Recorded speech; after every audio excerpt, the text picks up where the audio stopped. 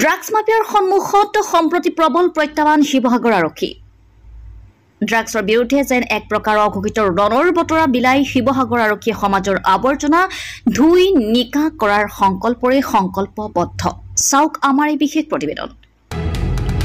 ড্ৰাগছমুক্ত জিলা গঢ়াৰ সংকল্পৰে অগ্ৰগামী শিৱসাগৰ আৰক্ষী।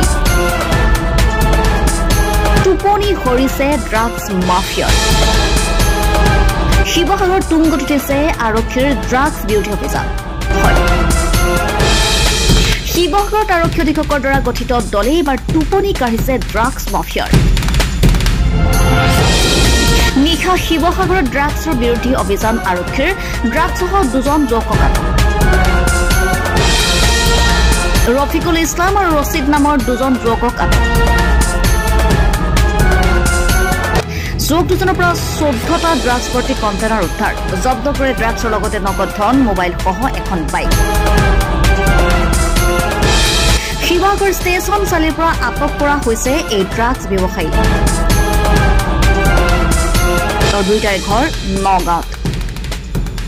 শিৱসাগৰৰ পৰা পল্লৱ গগৈ ৰিপৰ্ট, আছাম লাইভ 7।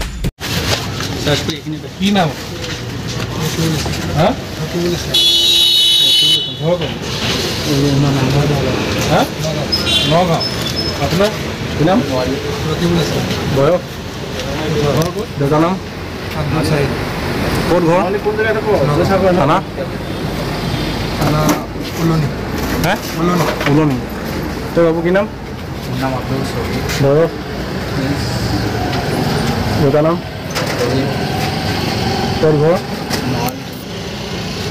আমাৰ শিৱসাগৰ নাগালে থানা?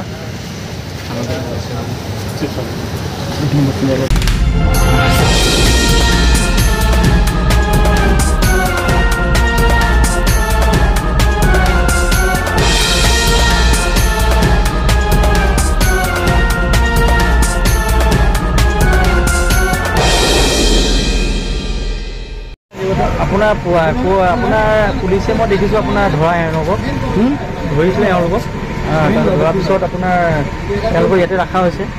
তাৰপিছত আমি যেতিয়া আহি পাইছোঁ দেখিছোঁ। তাৰপিছত আপোনাৰ আমাৰ ওচৰতে আপোনাৰ আমি তেওঁলোকক আপোনাৰ পকেটটো চেক কৰিলোঁ আমাৰ SI-জনৰ।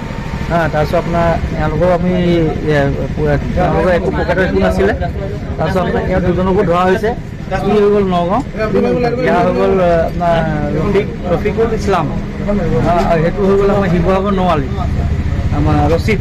তাৰ নামটো ৰচিদ বুলি এতিয়া শুনা পাইছোঁ মই। কোনে কাক দিবলৈ আনিছিলে? সি কৈছে কাক দিবলৈ আছিল আমি নাজানো। তাৰ নাম লৈ আছে, এতিয়া আমি চিনি নাপাওঁ তাক। এতিয়া প্ৰশাসনে এতিয়া সেইটো সুধিব, ইয়াত সোধ কৰিব। কি জব্দ কৰিলে? আপোনাৰ ফাইল ধৰিছে আপোনাৰ 14টা আৰু 1000 টকা নগদ। তাৰপিছত আপোনাৰ মোবাইল, আইফোন, তাৰপিছত আপোনাৰ KTM বাইক। ঠিক আছে।